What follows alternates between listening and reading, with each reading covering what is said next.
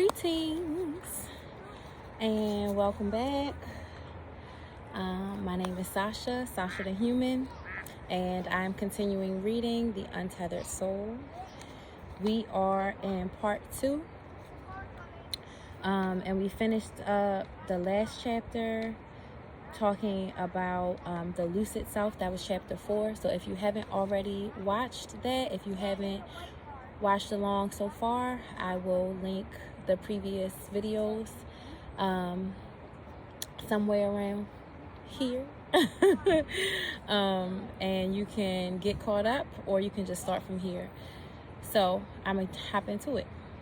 Part 2, experiencing energy. Chapter 5, infinite energy. Consciousness is one of the great mysteries in life. Inner energy is another. It's actually a shame how little attention the Western world pays to the laws of inner energy. We study the energy outside and give great value to energy resources, but we ignore the energy within. People go about their lives thinking, feeling, and acting without the understanding of what makes these activities take place. The truth is, every movement of your body, every emotion you have, and every thought that passes through your mind is an expenditure of energy. Just as everything that happens outside in the physical world requires energy, everything that happens inside requires an expenditure of energy. For example, if you concentrate on a thought and another thought interferes, you will have to assert an opposing force to fight the interfering thought. That requires energy, and it can wear you out. Likewise, if you have a thought that you're trying to hold in your mind, but it keeps drifting off, you have to willfully concentrate to bring it back.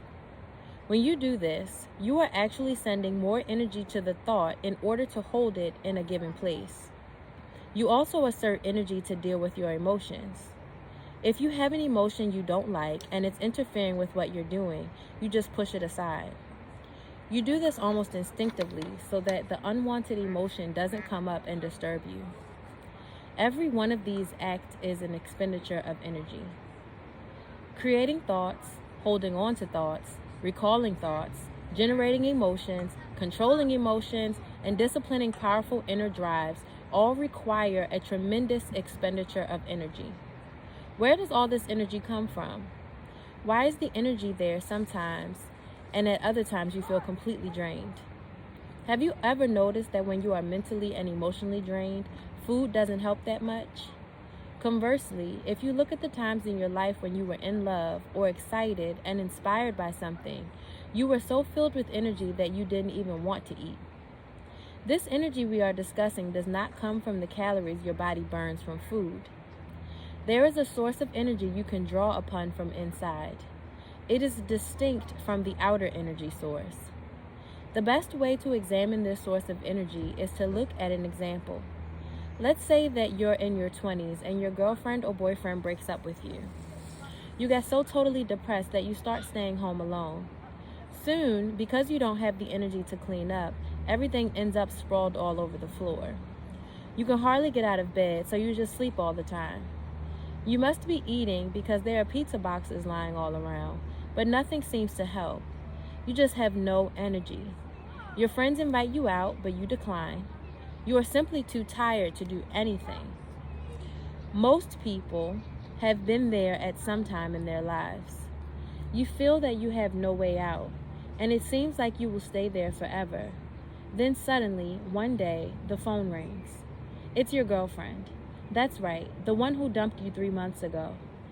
She's crying and she says, "Oh my God, do you remember me? I hope you still will talk to me. I just feel so terrible. Leaving you was the worst mistake I ever made. I see now how important you are to me, and I can't live without you. The only real love I ever felt in my life was during the time we were together. Would you please forgive me? Could you ever forgive me? Can I come over and see you? Now how are you doing? Seriously, how long does it take you to get enough energy to jump out of bed, clean up the apartment, take a shower, and get some color back in your face? It's practically instantaneous. You're filled with energy the moment you hang up the phone. How does this happen? You were completely drained. For months and months, you had no energy. Then out of nowhere, in a matter of seconds, there is so much energy it blows you away. You can't just ignore these enormous shifts in your energy level. Where exactly did all that energy come from? There was no sudden change in your eating or sleeping habits. Yet, when your girlfriend comes by, you end up talking all night and going out to see the sunrise in the morning. You're not tired at all. You're together again and you're holding hands, and these rushes of joy just won't stop overwhelming you. People see you and they remark that you look like a bundle of light. Where did all this energy come from? What you'll see, if you watch carefully, is that you have a phenomenal amount of energy inside of you. It doesn't come from food, and it doesn't come from sleep. This energy is always available to you. At any moment, you can draw upon it. It just wells up and fills you from inside. When you're filled with this energy, you feel like you could take on the world. When it is flowing strongly, you can actually feel it coursing through you in waves. It gushes up spontaneously from deep inside and restores, replenishes, and recharges you. The only reason you don't feel this energy all the time is because you block it. You block it by closing your heart, by closing your mind, and by pulling yourself into a restrictive space inside. This closes you off from all the energy. When you close your heart or close your mind, you hide in the darkness within you. There is no light. There is no energy. There is nothing flowing. The energy is still there, but it can't get in. That is what it means to be blocked.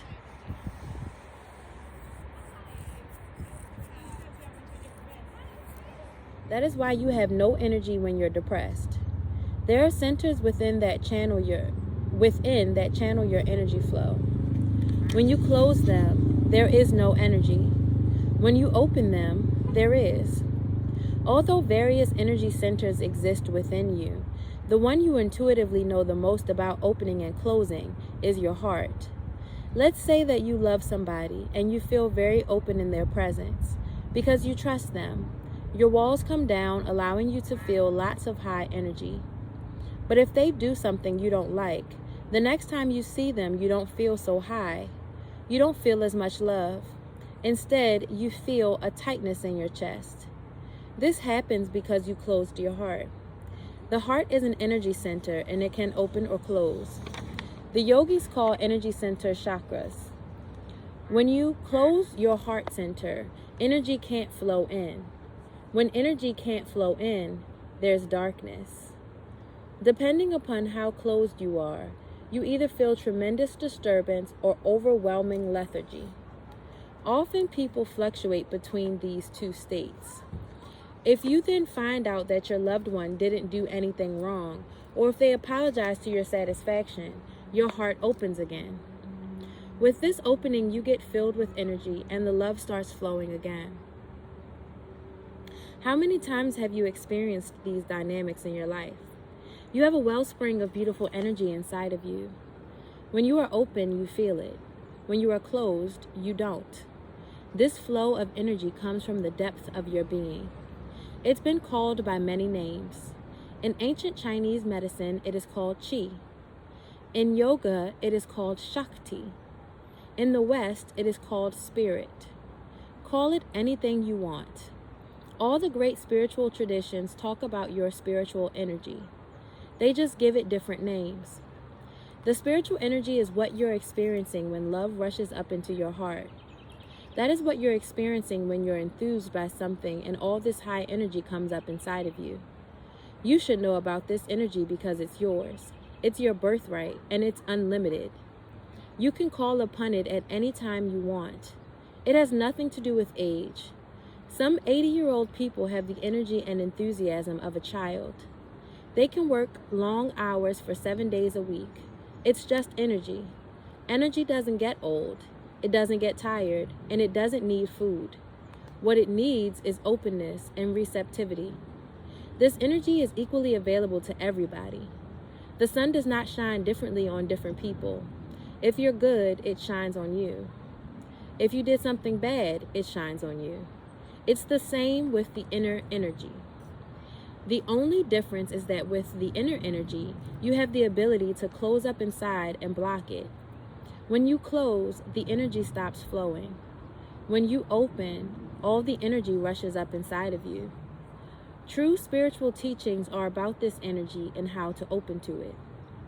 The only thing you have to know is that opening allows energy in, and closing blocks it out. Now you have to decide whether or not you want this energy. How high do you want to get? How much love do you want to feel? How much enthusiasm do you want to have for the things you do? If enjoying a full life means experiencing high energy, love, and enthusiasm all the time, then don't ever close. There's a very simple method for staying open. You stay open by never closing. It's really that simple. All you have to do is decide whether you are willing to stay open or whether you think it's worth closing. You can actually train yourself to forget how to close. Closing is a habit, and just like any other habit, it can be broken. For example, you could be the type of person who has an underlying fear of people and tends to close when you first meet them.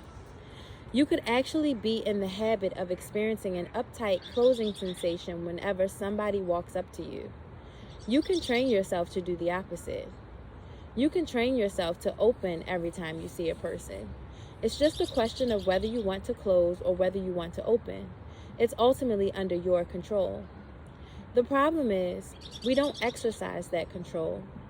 Under normal circumstances, our state of openness is left to psychological factors.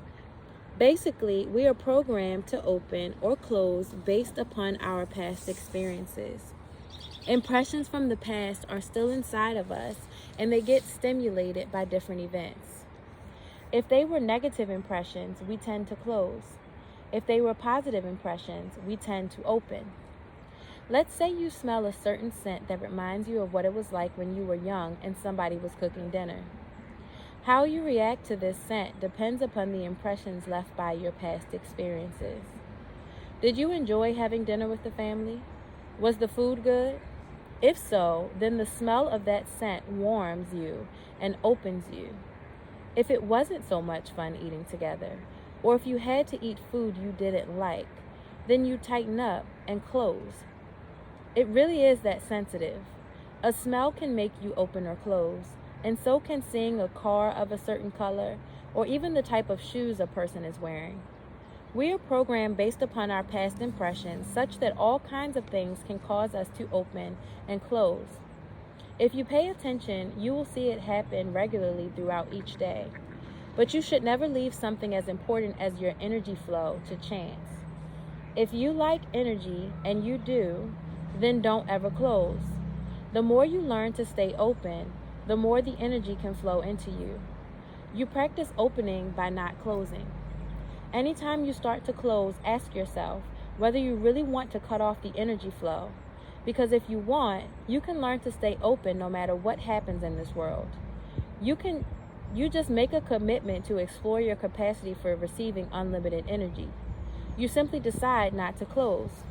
At first it feels unnatural, since its innate tendency is to close as a means of protection. But closing your heart does not really protect you from anything. It just cuts you off from your source of energy. In the end, it only serves to lock you inside. Amen. What you'll find is that the only thing you really want from life is to feel enthusiasm, joy, and love. If you can feel that all the time, then who cares what happens outside? If you can always feel up, if you can always feel excited about the experience of the moment, then it doesn't make any difference what the experience is. No matter what it is, it's beautiful when you feel that way inside. So you learn to stay open no matter what happens. If you do, you get for free what everybody else is struggling for: love, enthusiasm, excitement, and energy. You simply realize that defining what you need in order to stay open actually ends up limiting you. If you make lists of how the world must be for you to open, you have limited your openness to those conditions. Better to be open no matter what. How you learn to stay open is up to you. The ultimate trick is to not close.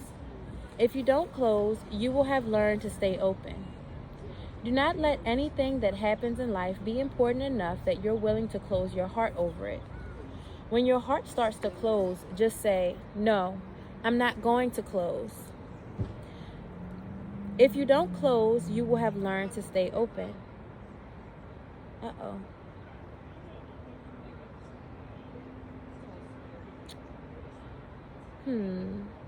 I lost my place. Okay. No matter what it is, it's beautiful when you feel that way inside. So you learn to stay open no matter what happens. If you do, you get for free what everybody else is struggling for: love, enthusiasm, excitement, and energy. You simply realize that defining what you need in order to stay open actually ends up limiting you. If you make lists of how the world must be for you to open, you have limited your openness to those conditions. Better to be open no matter what. How you learn to stay open is up to you. The ultimate trick is not to close. If you do not close, you will have learned to stay open. Do not let anything that happens in life be important enough that you're willing to close your heart over it. When your heart starts to close, just say, no, I'm not going to close. I'm going to relax. I'm going to let this situation take place and be there with it. Honor and respect the situation and deal with it. By all means, deal with it. Do the best you can, but deal with it with openness. Deal with it with excitement and enthusiasm. No matter what it is, just let it be the sport of the day. In time, you will find that you forget how to close. No matter what anyone does, no matter what situation takes place, you won't even feel the tendency to close. You will just embrace life with all your heart and soul. Once you have attained this very state, your energy level will be phenomenal. You will have all the energy you need at all times. Just relax and open, and tremendous energy will rush up inside of you. You are only limited by your ability to stay open. If you really want to stay open, pay attention when you feel love and enthusiasm. Then ask yourself why you can't feel this all the time. Why does it have to go away? The answer is obvious. It only goes away if you choose to close. By closing, you are actually making the choice not to feel openness and love. You throw love away all the time. You feel love until somebody says something you don't like, and then you give up the love. You feel enthused about your job until someone criticizes something, and then you want to quit. It's your choice. You can either close because you don't like what happened, or you can keep feeling love and enthusiasm by not closing. As long as you are defining what you like and what you don't like, you will open and close. You are actually defining your limits. You are allowing your mind to create triggers that open and close you. Let go of that. Dare to be different. Enjoy all of life. The more you stay open, the more energy flow can build. At some point, so much energy comes into you that it starts flowing out of you. You feel it as waves pouring off of you. You can actually feel it flowing off your hands, out your heart, and through other energy centers. All these energy centers open, and a tremendous amount of energy starts flowing out of you. What is more, the energy affects other people. People can pick up on your energy, and you're feeding them with this flow. If you are willing to open even more, it never stops. You become a source of light for all those around you. Just keep opening and not closing. Wait until you see what happens to you. You can even affect the health of your body with your energy flow. When you start to feel the tendency of an illness coming on, you just relax and open. When you open, you bring more energy into the system, and it can heal. Energy can heal, and that's why love can heal. As you explore your inner energy, a whole world of discovery opens up to you. The more important thing in life is your inner energy. The most important thing in life is your inner energy. If you're always tired and never enthused, then life is no fun. But if you're always inspired and filled with energy, then every minute of every day is an exciting experience. Learn to work with these things. Through meditation, through awareness and willful efforts, You can learn to keep your centers open. You do this by just relaxing and releasing. You do this by not buying into the concept that there is anything worth closing over. Remember, if you love life, nothing is worth closing over. Nothing, ever, is worth closing your heart over.